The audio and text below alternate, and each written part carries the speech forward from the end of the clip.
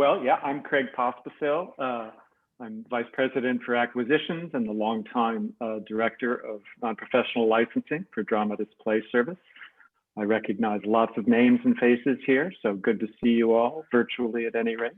Hope you've all been well during the last year of this pandemic now, and it's almost my 1-year anniversary of working from home and all. So like a year ago, we really got thrown into the deep end with streaming questions, which we never had really dealt with before, because when DPS or any of the other licensing houses, for that matter, acquired the rights to a play to publish it and handle the performance rights, we have traditionally until now only acquired the stage performance rights. All other rights like film and TV, obviously, radio broadcast, but also now, electronic digital streaming rights were not something that was part of our contract.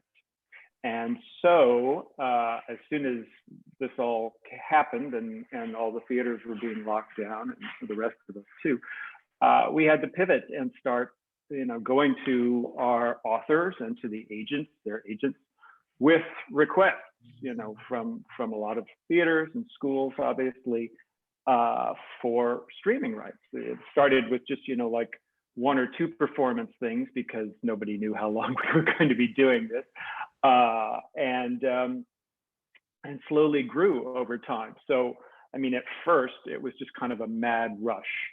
I don't think I've ever worked as hard as I did the first several months of the pandemic, basically getting permission for like 1 streaming performance at a time. I will say that our authors and the agents have been incredibly generous to us and to everybody throughout this, and themselves, if they want to get any royalties, of course, by making their plays available for this because of the pandemic. Prior to this, the agents would not have released rights in this manner. In fact, it was only for archival recordings for a school or an organization, maybe for grant purposes, that they would allow an organization to do that.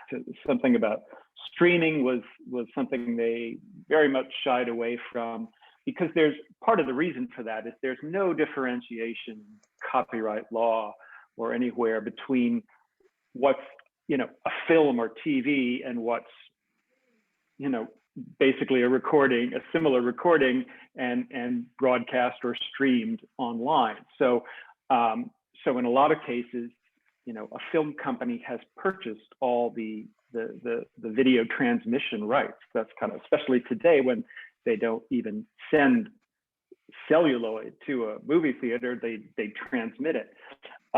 So in the past, we never would have been able to get these sorts of rights and allow this. But because of the pandemic and because all the theaters were shutting down and everybody still wanted to work and do some theater, they were very open about it. And so for the first few months of this, we were licensing a lot of stuff basically on a quick sort of like, can we do this? Yes, go ahead, handshake sort of deal. After it had gone on for a few months, I kind of realized, this was not going away as quickly as we had originally might have thought or hoped. And so we started going back to our authors and to our agents to try and get pre-approval, like a blanket approval, at least. At first it was through the end of last year, and then by the fall I started asking if we could license at least for the entire season, so through May of this year, so that we could build a list of a bunch of titles at least that I wouldn't have to keep going back to the agent and clearing every single request, because that's what I was doing. Really, is I had to.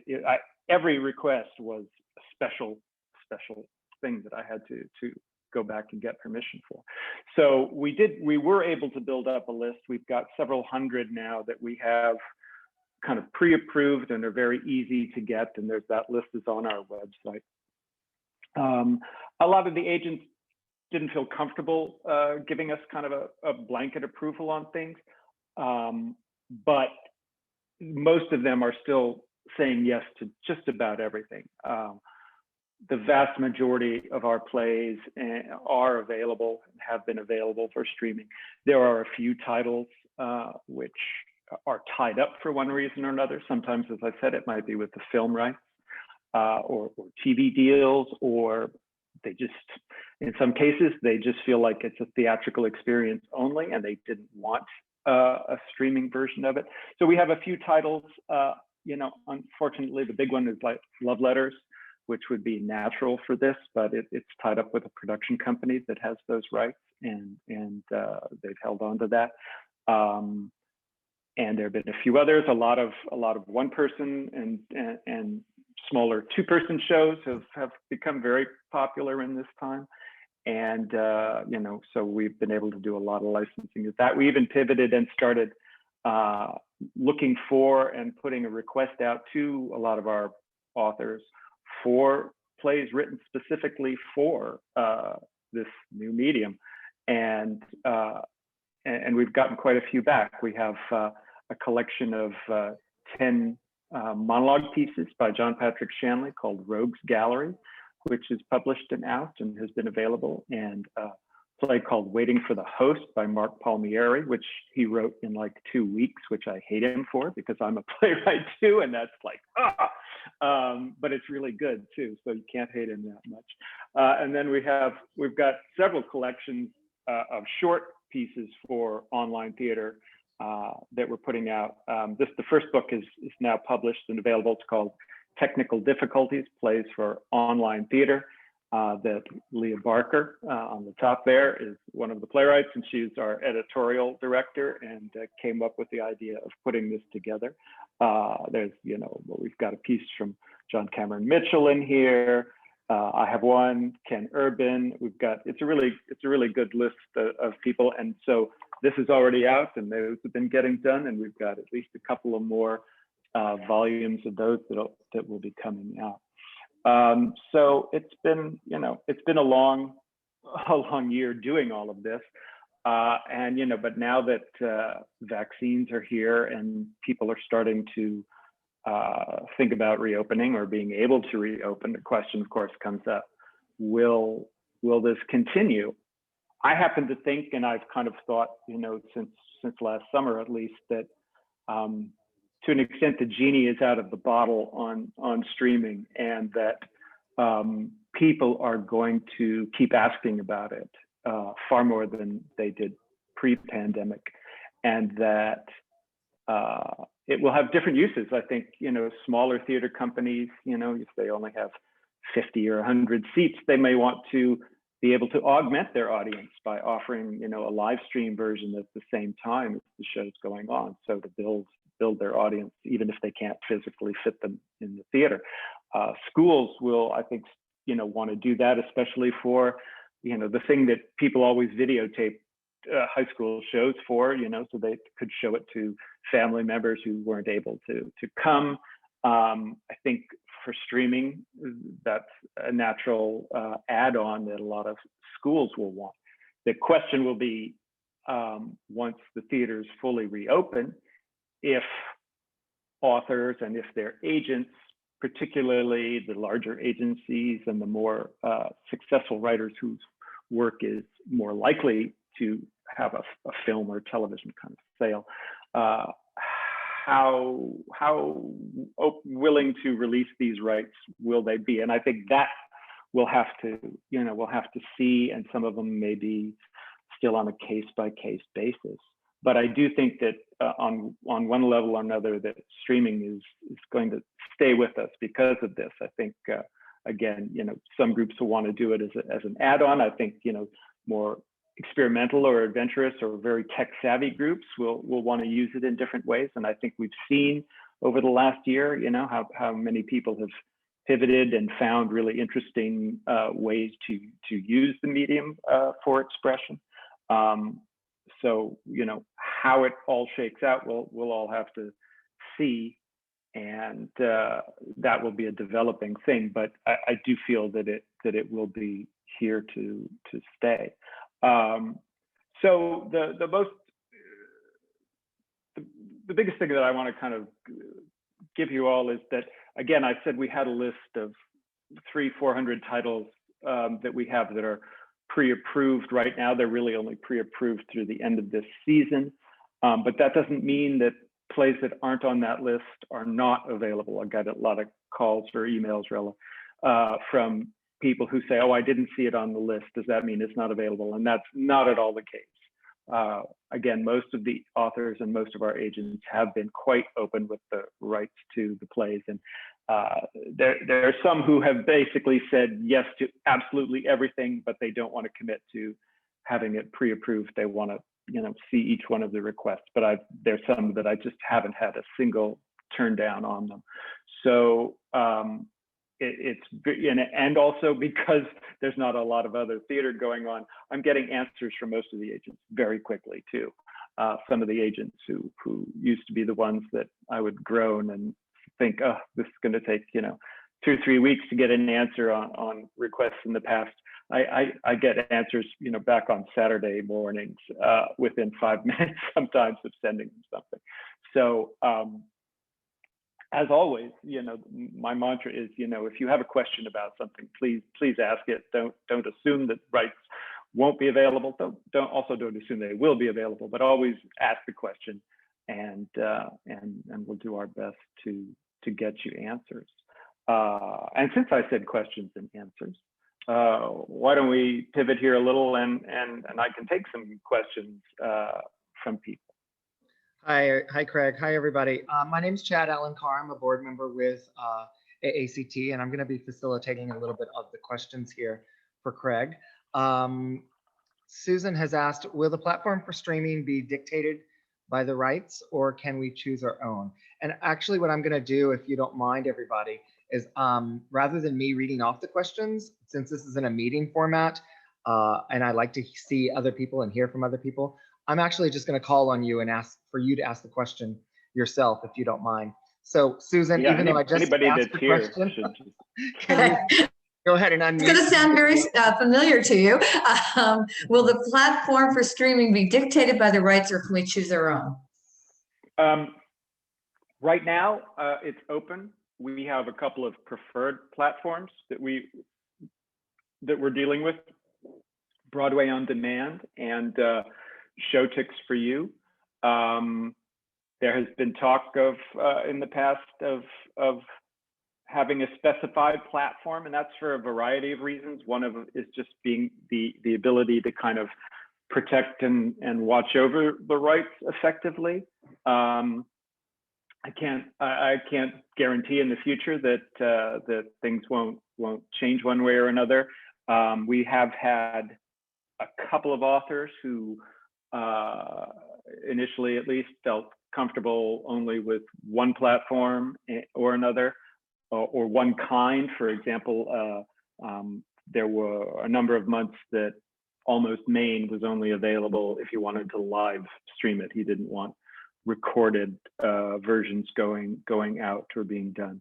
But John Cariani did step back from that position, and so we've been able to license it both ways. So again, it's evolving, and that may be a specified platform which the publishers, any of the publishers, ourselves included, have a direct relationship with. That may be one of the ways that we can convince agents to allow us to keep licensing streaming productions, because they're mostly concerned that something gets put on YouTube and it's just everywhere, and potentially diminishes the value of a play for a sale to the movies or something. So one of the things that's being talked about, I think, is that if EPS is allied with a specific streaming platform, or if Samuel French or any of the others is allied with it, because of that direct connection, then we always know where it is. And if it's not on there, then we know that's, we don't have to go look it up and say, did we license this one? we know, and so we are able to have that level of control that gives the agents and the authors the comfort in allowing it to go forward. So that's Great, thank you. That helps. Thank you. sure. Okay. Thank you, Susan. Don at Summer Place, do you want to you've got a couple of questions there. Oh, yes. Thank you. And thank you, Craig, for being here. Sure. You mentioned just very briefly about recordings versus live, and that's a thought that I had. It's one thing for us to get the the stage performance all going great with a forgotten line here and a bad cue there, but trying to make it all work in this new medium is tricky. And so my thought was it's very helpful that we can take advantage of video editing work and put it all together, have something. But is there something specific in the license that says you just flat out can't do that, or can you create something, have it ready to go, and then stream it once at a particular time, and that is the same as being live? Our licenses allow for both live streaming or video on demand or scheduled content, which is like it only shows at 8 o'clock on Friday or Saturday nights. So right now, for most of our plays, any of those formats is fine. We wanted to do that to give our authors the flexibility to pick one or the other if they felt most comfortable with that, but really nobody's really seemed to mind. Occasionally one of the agents might has worried in the past that if something is pre-recorded with a lot of editing, that it becomes filmic and maybe starts to move away from as at the beginning, I talked about, there's no strict definition in copyright or when a movie company is buying the rights that says, well, this is a film, this is a streaming of a performance. So as long as I think the recording looks like it's been a production, even if you didn't film it all in one shot or something.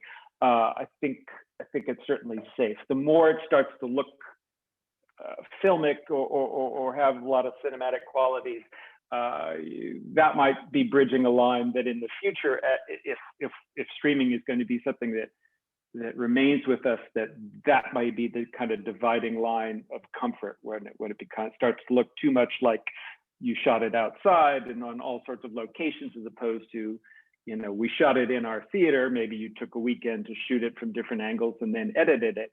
But as long as it still kind of looks like a theater production, like, what the National Theater Live does, they do a fantastic job with their streaming. And it's obviously filmed from multiple cameras and, probably on a couple of nights or something, but it retains that stage energy too. Right. Does feel like you're in the audience, right? That makes sense. Yeah. But you also mentioned about several on-demand content versus streaming single event at a particular time, and you also mentioned that it's all case by case. But is there some generalities that you could tell us about if it's on demand? Then how do you price it? If they can come in anytime, do we need to have tickets so that they can then record how often that's being seen so that you folks get royalties? Yeah, to make it easy, the simplest thing that we came up with at the start of this was that what we would call one performance equaled either one live stream event or one day of having something for video on demand. So, and either equaled a performance. It was just easier that way. Again, as we'll have to see as streaming develops, how that kind of gets taken into account, especially with, if people are doing kind of hybrid productions where they're doing something live, but also streaming it and reaching potentially a larger audience. I don't think too many of the shows that I've been aware of streaming wise have gotten gigantic audiences of any kind. But the potential, of course, is there that you may have a 150 seat house and you could add another 100 people watching. And, as both the technology develops and our sophistication, both as theater disseminating it and audience watching it, as that sophistication grows, more people may want to tune in to things like that. So some of that pricing structure might change if it becomes a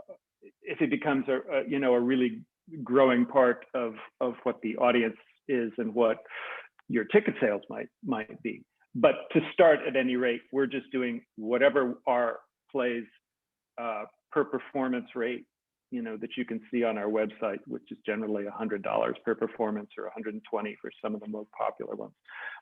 That equals, as I said, like one live stream thing or a day's worth of video on demand. Fantastic. Thank you, Don. Christopher Butcher in New York City. Hey, thanks so much, guys. Wanted to ask a question regarding, and pardon my ignorance, kind of just getting into the theatrical field. So I apologize for the aspect that is a bit ignorant here. Is there any way, what we found as we try and look into, or did a year ago when we tried to get into it, securing rights for plays that were already being done in close geographical proximity. Obviously issues with doing that here in New York. Do you understand, at least in the industry at large, or for Dramatists Play Services particularly, that this will have any impact on the ability to secure to do plays that maybe someone else is also doing? I have to imagine that the original concern was, the pie being only so large. Right. Given that this opens that pie up quite substantially, what are your thoughts? Do you have any thoughts on that going forward? Are there any plans? Just curious about Well, certainly good question. Certainly for stage productions, a professional company would get a certain radius exclusivity in their area to kind of protect their financial investment in mounting a production. That hasn't really been a factor in the streaming world in this last year that I've come across. The potential for overlap is certainly widespread, considering you could dial in from anywhere. But I think for the most part, people's audiences have tended to be what their physical audience would normally be, with maybe the ability to add in friends and family who are not in the immediate physical location.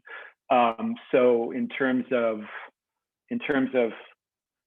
things overlapping or kind of colliding that way in the internet virtual world, I don't know. That again, if this continues to be with us and grow, that would eventually start to present a problem. I know that Showtix for You, which is one of our preferred web platforms, last summer they were talking about being able to develop a geolocating, like an internet GPS, basically, that would be able to tell if a computer dialing in was within a certain radius. It wasn't possible at this point, or at that point, to put it into effect where they could effectively keep it within the same kind of range that people might drive to your theater from. I don't know how that's come along. I think, again, if streaming continues to be something that the theater world wants to use as an add-on, that something along those lines may end up having to be developed or perfected if it's already in development.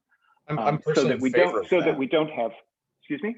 I'm sorry to interrupt there. I'm personally in favor of that. I don't worry about competition so much. Yeah. I think if you're doing a good job, then people are going to come see you. And I think the pie is bigger than most people think, I believe. And so I was actually kind of curious if you thought that there would be like a loosening of those restrictions in order to allow more people, since the audience can now grow due to streaming. Yeah. I suspect not. I've always been Yeah, a little bit I don't fringe, know. but I mean, I was just curious if there was, yeah. Again, we've always given professional companies have always had exclusivity in their area, and it's not always about just like, you know, the perceived quality or lack thereof. I mean, yes, you know, you expect kind of good work will rise above the others, but consider if you happen to see August Osage County one week and it was a middling production, and then a couple of weeks later, you know, a big Lort theater was doing it, you know, it's probably going to be you know, a better production on production wise or potentially acting wise or something. Even knowing that, if you just saw the play, are you really going to want to sit through it again? You might. A lot of, you know, hardcore theater people probably would, and love to see and compare different productions and just see how it's handled differently. But a lot of audience members who you know, go less frequently or just like the theater but aren't hardcore in the theater people, they might not want to go back again, you know, especially if it was August Osage and you spent 3 hours watching it, you know. So that's the kind of thinking that they have in their mind when they want to keep things from overlapping. So, but we'll see how it shakes out. Thank you, Christopher. And just to clarify, Craig, when you say professional companies, I assume you mean equity theater houses. Yes. Equity theater companies. Yeah, that's what I'm mostly Equity talking. theaters can restrict, equity theater productions can restrict a radius for their production. Let's go to Beth Terranova. Hi. So my question is about the shows in your catalog that are not already blanket pre-approved. I'm looking at a couple that we're filling in this summer. One is on the list, one is not. Do we send an inquiry to you first, you know, just an email about, hey, can we get approval for this particular show? My concern is that if we start the official licensing request, it sort of starts that pay calendar going. It doesn't. The royalties aren't due until not right away. I mean, normally for a stage production, they're not due until 2 weeks prior to your opening. In terms of streaming, we like to get them paid before you've set up everything on whatever web platform you're on, and make those arrangements and have all of that going forward. But you can always cancel. I always suggest that you just put the application in as soon as you start thinking of a show. This applies for just regular stage productions too. I'd rather you put the application in as soon as you think, well, August is when I want to do this play, and then we can work on it and hopefully get the rights clear for you. And then if you have to change dates, it's not a big problem. If you have to cancel, that's not a problem. But I'd rather you got the rights when they're available rather than wait a month or two and then apply, and you've already done pre-production work, and then I have to say, oh, actually that play isn't available for streaming, or somebody else already has these rights and so they're restricted. So always, as soon as you start seriously thinking, I want to do this show, send me an application and we'll get it squared away if we can. So does the application now have a section where you can indicate if you're intending to stream it? We will be creating a whole new application form just for the streaming. Right now, there's a checkbox. Okay. What were the two shows that you're interested in? The Lifespan of a Fact, which is on your pre-approval, and Love, Loss, and What I Wore, which doesn't seem to be. I can tell you right now, Love, Loss, and What I Wore is not available. Okay, well yeah, there you go. Well, that's another one like Love Letters, which we wish we could have been licensing all this time. We've had a lot of inquiries about that one, and it's also not been clear. Okay, well that makes it easy. Yeah, I will say that as theaters start kind of sort of, if you're not already doing streaming, but you're thinking about it, or you're eventually thinking about maybe even opening up to a very, very small audience, socially distanced, masked, and streaming, I would highly recommend that if you're not already doing so, thinking about it now, planning for 3 months out, 6 months out, 9 months out, etc., your whole new virtual season, and do exactly what Craig just said. I know for myself with Gettysburg Community Theater, they have been incredible. Tristan has been great at the office with, hey, I actually licensed this show, and this show with streaming for all, but there's no way we're going to be ready to open in 2 months. Can I push that too? And they're awesome about changing dates with no problem at all. So they've been great. Good. Let's go to Chris Timmons. Craig, you mentioned that you've negotiated rights through the end of the season, and I'm curious to know what the end of the season is, and if you've got a sense that many of those titles won't be renewed once the negotiations restart. I was when I was asking agents or authors about through the end of the season, I was basically meaning end of May this year. This was like last August and September when I started asking about the whole theater season as opposed to just to the end of 2020. Again, part of this is up in the air, and I think a lot of it will depend on just how many requests are piling in, which kind of invites you all to bury me with requests. I know. I know that some of the agencies, at least one of the major agencies, had already told us about a month ago that they didn't want to release anything for streaming after the end of May. Others have not had that firm a date in time. I've certainly licensed a lot of things for streaming for this summer, and a handful of things into the fall. I think most at this point some are taking at least a wait and see attitude, to what happens with the vaccine and what vaccines, plural, we've got so many, and how and when theaters are allowed to reopen, how the audiences react about going back into the theater. So I'm afraid it's just going to take time to see how it actually works out. And even people who might be now, even this major agency right now is saying nothing, we're not licensing any streaming after May 31st. I suspect that, if the demand is still there and people are still asking about it, into the summer, into the fall, that at least for some of their clients, they may change their tune and may allow more of it. As I said, I think that the genie is out of the bottle on this one, and now that people have been, in some cases forced to do it, and in some cases embraced it. It's been the only way that a lot of theater has been done in the last year. So I think it's here. Yeah, a second part of that. So if we secure rights now for a show that doesn't happen for another 6 or 8 months, and particularly streaming rights, and let's say the streaming rights aren't renewed for that company. Oh, how does that work?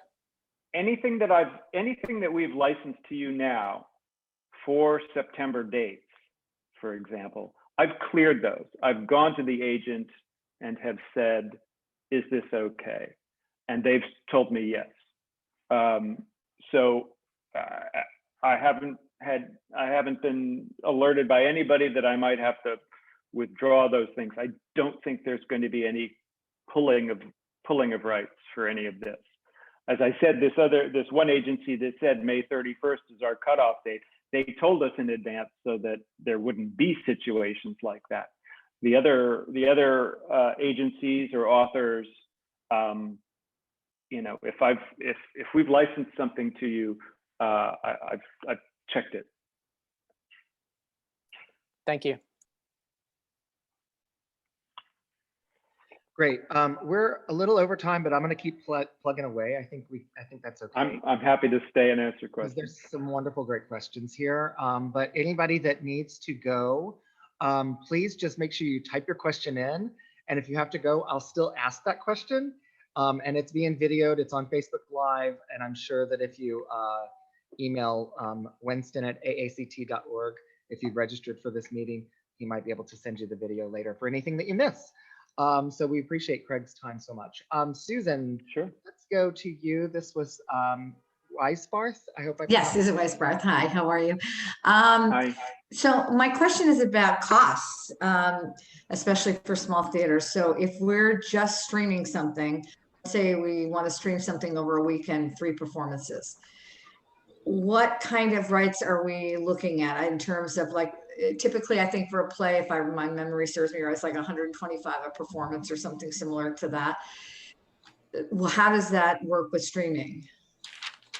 Well, we're not charging anything different on our side for the streaming. The performance, we've tried to keep it simple that way by keeping the rates the same. Some of the streaming sites, I know, they might take, they might add on $1 or something to ticket costs or something. Some of them may have initial setup fees, but there isn't like an additional $100 of royalty for the streaming on top of a performance fee. We're just keeping it at 1. So if it was 125, it would be 125 times 3 if you were doing 3 performances, and that would be it. Correct. Okay. All right. Great. Thank you. Sure. Great. Let's go to Mark Sickler.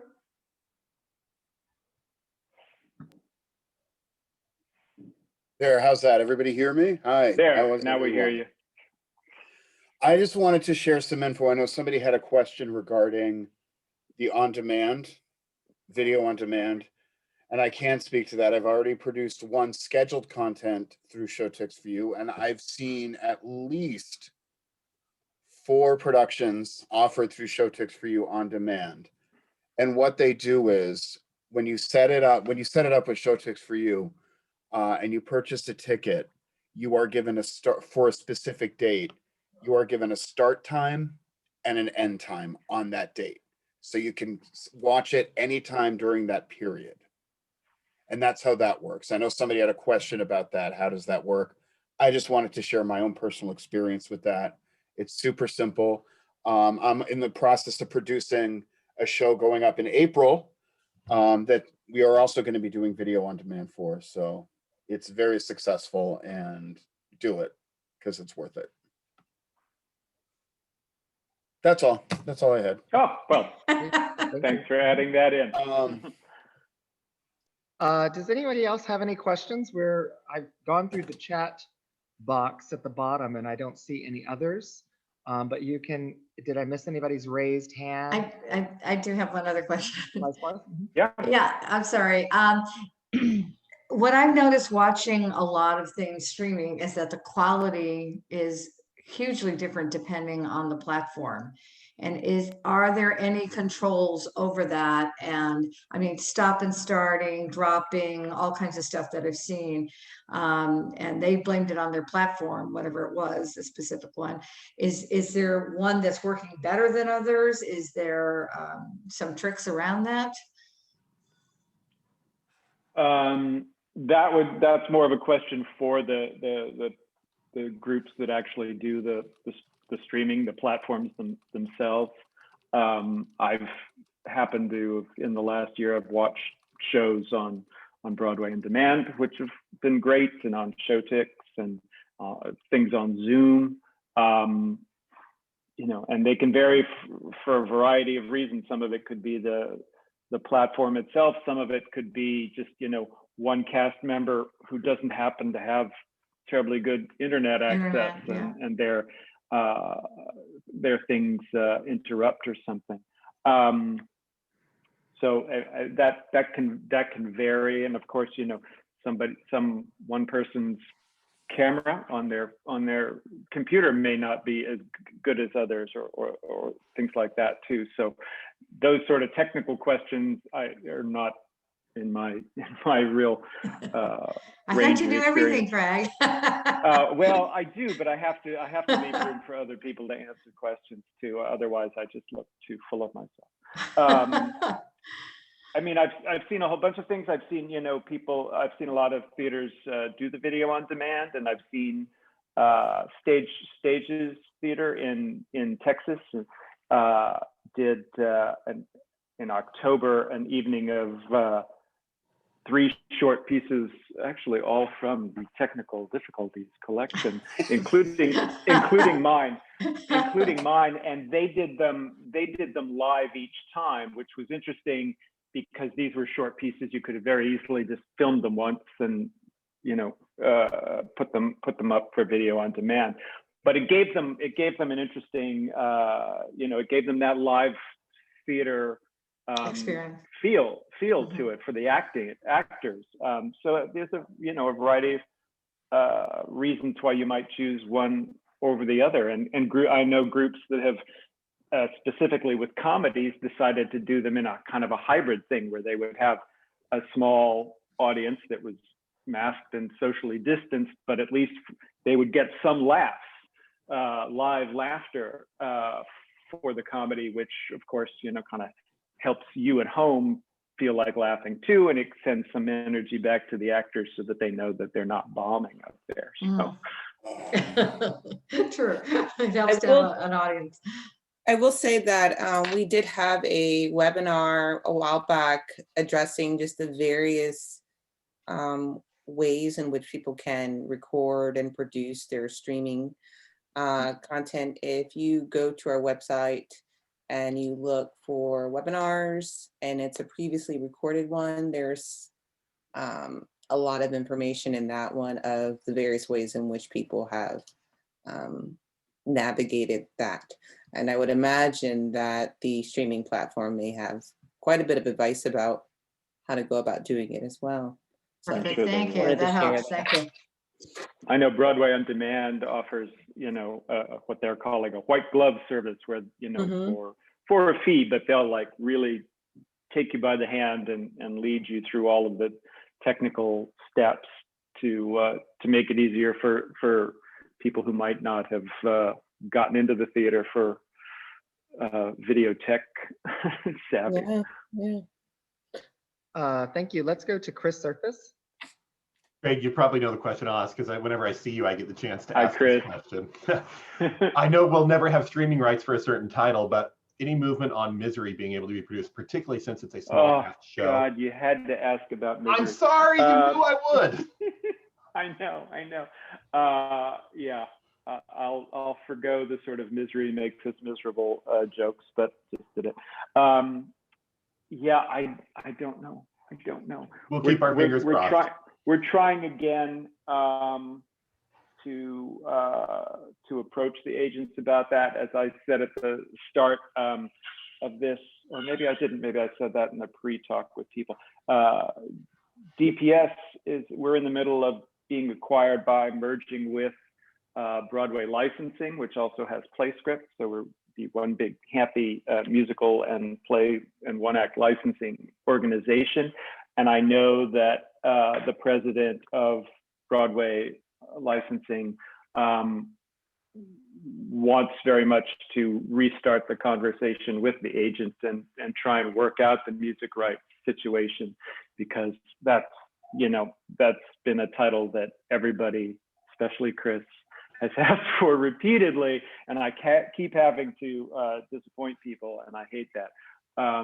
So hopefully we'll see what happens. I would love to get it out there for everybody.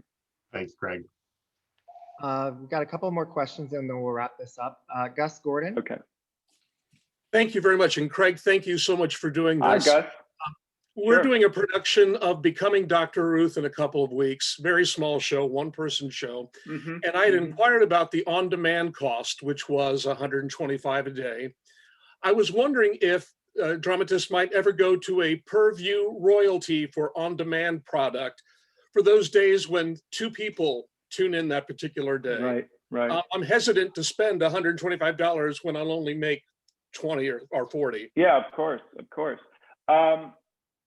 Again, I don't know. That's a possibility. Again, as streaming evolves and as we all figure out what the new normal will be, once theaters are open, in terms of looking at those price points and adding on streaming or something, it's entirely possible. It's certainly, I know that, in some cases, the audience for streaming theater has been kind of hit and miss in some cases. So that, it's certainly worth looking at, and probably will, examine that again, this spring going into the summer as we see how this all changes. I mean, for this last year, quite frankly, we couldn't afford to lower some of our prices because we had our own bills to pay and salaries and the authors' royalties, and that's the majority of the money, any of the money that we get. So we were kind of stuck, and that made it difficult because we would have liked to have been able to be more generous about some of those things, but we were in a rock and a hard place time there, of course. Thank you. Sure. Don at Summer Place, you had a question about radio plays? Yes, I did. The Zoom presentations, Zoom performances, Zoom stage readings, they're very reminiscent of old-time radio live performances. And then that leads one to think about podcasts and the new radio experiences, podcasts, and what licensing do you have for us doing taking a typical stage production and just doing it as a radio performance?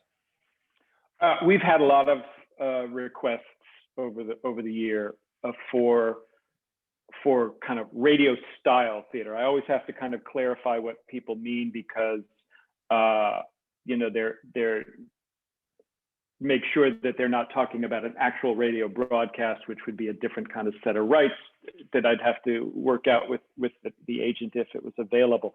For the most part, they haven't wanted to allow for an actual radio broadcast, but radio style theater, the kind of performance thing that you're talking about, that is certainly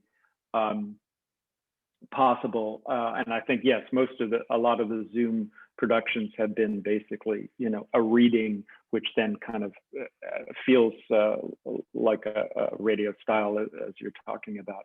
So we have been able to license that. I've had just a couple of approvals for a podcast version. Again, part of the thing that the agents especially are trying to protect against is copies of the IP, the intellectual property, kind of getting out and being able to be disseminated widely without restriction or without protection. So few have wanted to allow for the podcast. I mean, I haven't gotten a lot of requests on podcasts, just a couple or three. As I said, like one of them was approved because the author knew the people. But mostly, I think the agents are a little hesitant about a podcast, which is, actually downloaded onto your phone or your device, as opposed to something streaming at a certain period of time. Now, of course, as we know, it's always possible to fudge those and record them in one way or another. But a stream, at least gives a little bit more control, or the illusion of control, perhaps. So, again, my mantra, always ask, if I can work out the rights, and if we can get that for you, we will. But those are the thought processes that a lot of the agents are going through when they consider the question. Thank you. Sure. And just to chime in on that, for sure, what you're saying there, Craig, is absolutely always go to the publisher. If it's a published work, even if it's just a reading, don't put it out there on for the public. It's still technically a performance, and the publisher, it needs to be licensed for sure. Right. And I think that's a way for people to understand exactly all the different various ways that we can now do virtual things. The first and foremost is just, you know, contact your agent. I've had great response from dramatists anytime that I've reached out to them. So I encourage, ask those questions, because things are definitely opening up in different ways. But for sure, do it legally. For sure, please do it legally. We love our relationship with our publishers. We love AACT loves our relationship with our publishers that are sponsors, just like dramatists are. So thank you so much. One last final question, Georgia. Bring it. Yes, I was curious about the theaters who are non-equity using SAG and AFTRA actors and having to sign contracts with SAG and AFTRA who are non-SAG SAG actors. Is anyone else having this conversation in their little black box theaters? I know that that's a concern that a lot of theater groups have had to deal with. It's not something that I'm ever involved with, since I'm only on the play licensing side and not on the any of the side of equity or the battle between equity and SAG-AFTRA about who should be the controlling union for streaming of a performance, but video wise. I know there are a lot of questions about that. I haven't been personally involved with any of those with the theater or with those unions, so I can't speak directly to how to help you out on that. Yeah, I was just wondering if AACT had any information. You know, we have some actors that are non-union, and we have some that have a SAG card. And so it's mostly for our actors who do not have a SAG card. Do they have to sign a contract with SAG because we're in this new media format? That was. I think, like I was talking about, whether streaming, you know, how streaming would evolve for us all, even after the pandemic. I think it's one of those things that will be a kind of a moving target that has to be considered, and until some kind of agreement is worked out between those unions on who the controlling party is or should be, or how they will administer it, it'll be a bit of a question mark until we reach that tipping point where it finally becomes something that they do actually have to solve. Thank you. Thank you, Georgia. Yeah, I would definitely, Georgia, shoot an email to, or maybe Karen can get in touch with you. Shoot an email to info@aact.org. Okay. Maybe that's that could possibly be something that could be a webinar to, or a roundtable or something for AACT members to discuss.